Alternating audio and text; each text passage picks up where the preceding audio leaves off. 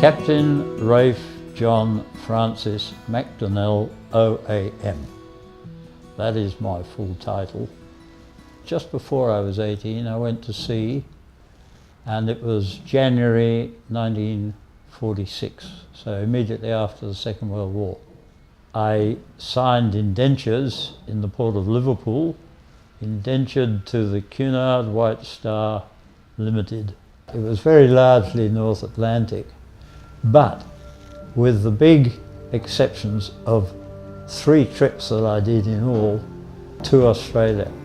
So I first came into the port of Melbourne, not having been in the place since I was 3 and going over to the UK.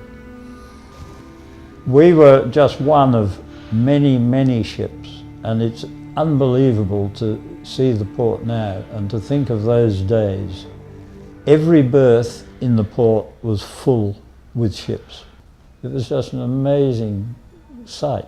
Ships everywhere. It was a wonderful, exciting time, and you could see ships from all over the world. Swedish ships, Norwegian, American ships in the port of Melbourne.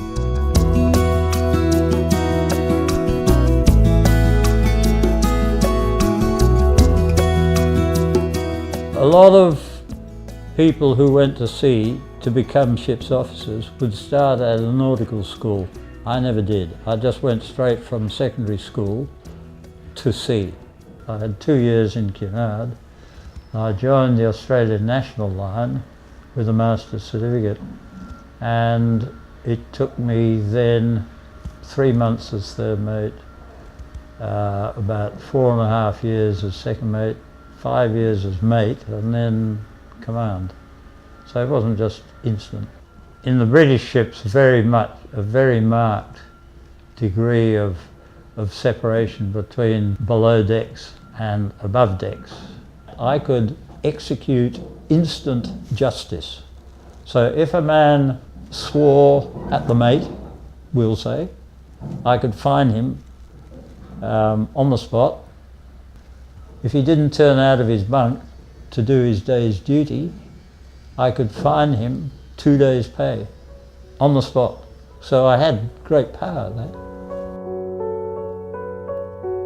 One night when a little boy was lost on the ship, of all the dangers and problems that could arise, that was the worst one that I can remember.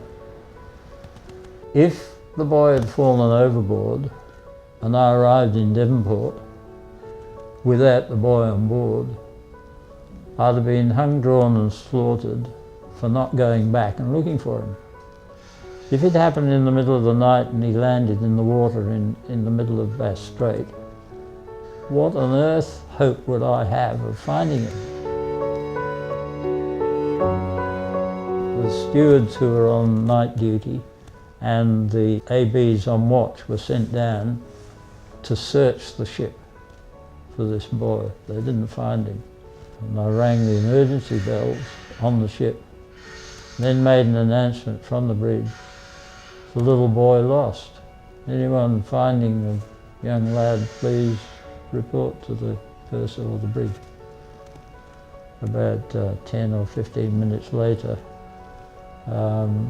he'd been found, and he'd, quite by luck from his point of view, he'd opened the door and he'd found an empty bunk. There were 3 blokes in that cabin, and one of them woke up, possibly with this alarm going off.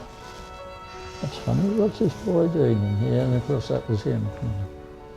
That was a nasty situation where I could have been blamed for anything. I used to love doing the piloting, and I was in a very lucky position that cannot happen now. I had pilotage exemptions. That meant I could take my ship in and out of port without a pilot for 20 different Australian ports.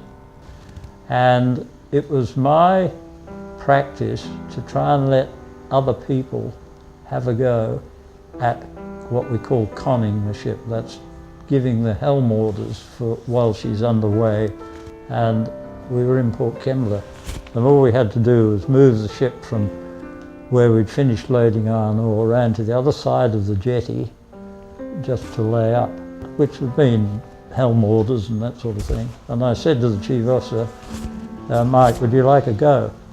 Oh, no, not me. No. I said, well, go on, have a go. I'll breathe over your shoulder. And he started doing something, and he was so nervous even to contemplate doing it. And yet later he was a portfolio pilot. So that was the very first time he'd ever conned a ship. And I used to get a great kick out of it.